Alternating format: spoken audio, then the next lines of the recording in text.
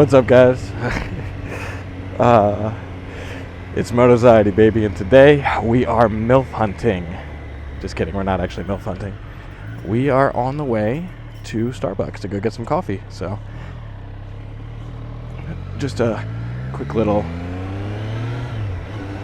vlog for you guys on the way to go get some coffee. Today I'm going to tell you a little story about my first accident, and for you beginner riders out there, some things that you should avoid if you don't want to be in my situation.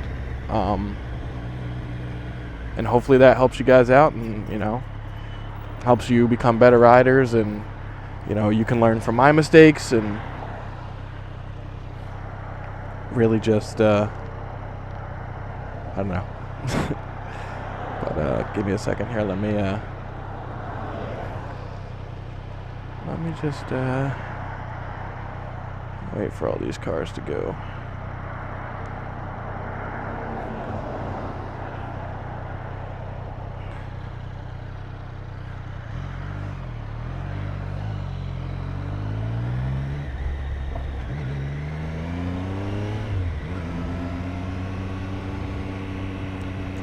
Okay, so my first accident.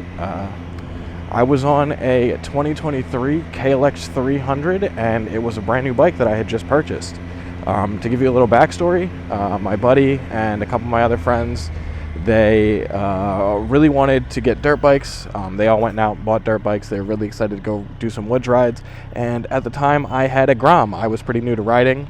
I was probably about a year in total. And I was like, oh man, I kind of want a dirt bike too. Once they all got their bikes, they were super cool. I took my buddy's bike. It was a KTM 500, and just kind of rode it around, experienced the bike. And I was like, oh man, I really want to upgrade to something bigger. I really want to, get a bigger bike and have some fun in the woods with these guys. And at the time, I had never experienced riding anything more than a Grom. Other than just hopping on my buddy's bikes real quick, going back and forth, testing them out. I had never ridden anything bigger than a Grom, and I had never ridden off-road before. So this was going to be a learning curve for me. This was going to be something that I was not used to at all. But I was excited for the challenge, and I decided that I was going to go out and purchase myself a dirt bike. And like I said, I got a 2023 brand new KLX 300. It was a white and green one, and I got the dual sport version, thinking that I could change it over to a supermoto at some point.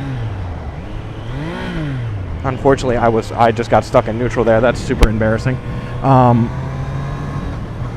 Unfortunately, I was wrong about that and could not change it over to a supermoto, which sucked. But I was super excited to bring the bike home and test it out and ride it and have some fun with it. So the day I brought the bike home, all my buddies were excited to see it. They brought their bikes out, and they were like, all right, cool, let's go do our first woods ride with you.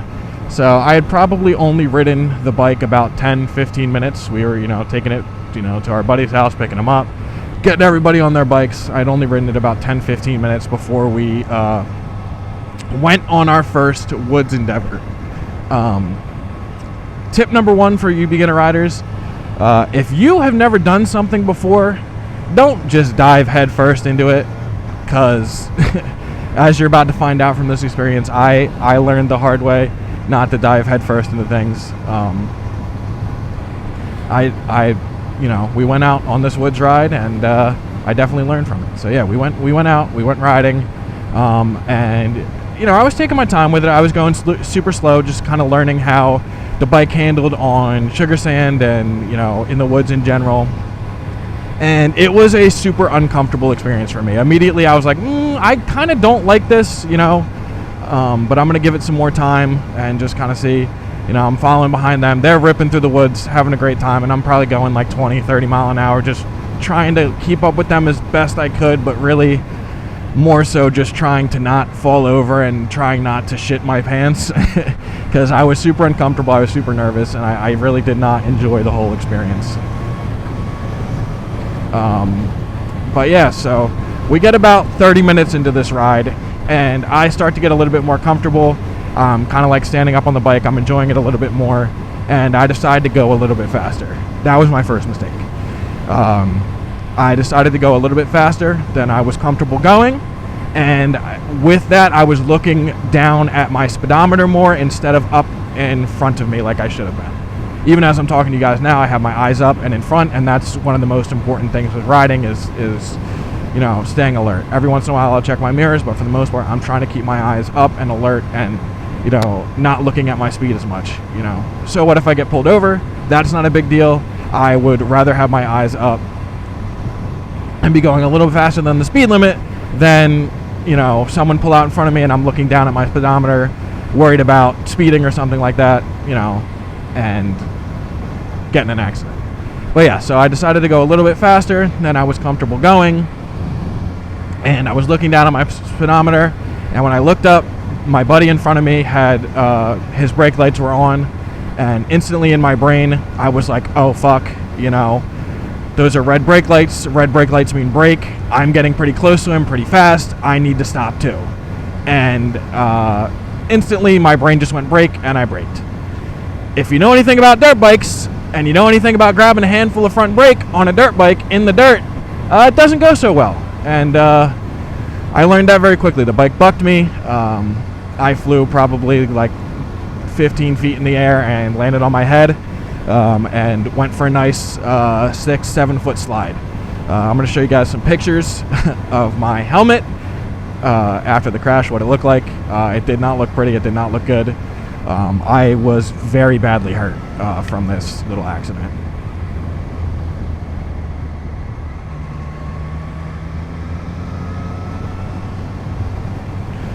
But yeah, so the bike sent me flying. I landed in thankfully it was sand, thankfully it was dirt, but I went sliding pretty far and landed on my head. I was conscious when I hit the ground, and I remained conscious for the entirety of that experience. But when I landed on the ground, I immediately knew that I was not going to be able to get up. I could feel that my body was not okay, and I went to go try to roll over and push myself up, and I realized I couldn't move. I could wiggle my toes and do all that kind of stuff. I went through the pre-checks of just going, okay, what can I feel, what can I move? And I could move everything, I could move my fingers, but I couldn't muster the strength to push myself up, and I was in a lot of pain. So as I'm laying there trying to shake it off, I realized, oh, they don't know I'm back here. We don't have comms. My buddies didn't stop.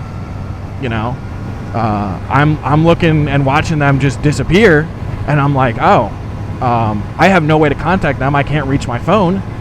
I can't do nothing. I'm in a lot of pain. I can't get up. I can't do nothing. This is really bad. I really hope they turn around and get me. Thankfully they did. Thankfully they looked in their rear views and realized that I wasn't there anymore, and they came back around to get me. And then they did the proper assessment checks on me, pulling up on me, trying to figure out whether or not I could move, whether or not I could feel. They didn't move me right away. They just talked to me, tried to figure out if I was conscious, if I remember my name, if I remember what happened. So that was really good on them. So if you're a beginner rider and you unfortunately do get in an accident, or one of your buddies gets in an accident, those are some key things that you should go through to make sure that they're okay, and that or if it's you, that you're okay before you contact 911, just so you can give them accurate information on the situation. Because if you're just telling them, hey, there's a biker down and I don't know any information about it, they might not respond properly to the situation, or they might respond too heavy to it. But yeah, we were pretty deep in the woods. We didn't have any signal. There was no one we could call, and we all immediately realized that this was a bad situation. My shoulder was dislocated. My arm was broken. My foot was broken. Yeah, I was in pretty bad shape. I was bleeding from my chin because my helmet had scraped through the bottom of my helmet and gotten my chin. I was wearing a modular helmet, so the actual straps on it had my chin was a little bit exposed there, and it hurt, man. It was rough,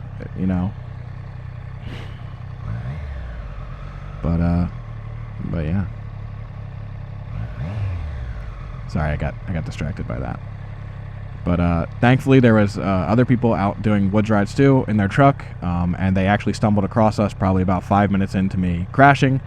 5-10 minutes into me crashing, which was fantastic. You know, that really saved me because they came and they helped lift me into the back of a truck and get me to a access road where the responders were able to come and get me, pick me up, and you know, drive me to a hospital where they did all the x-rays and everything and figured out that my shoulder was dislocated and my arm was broken and everything like that. So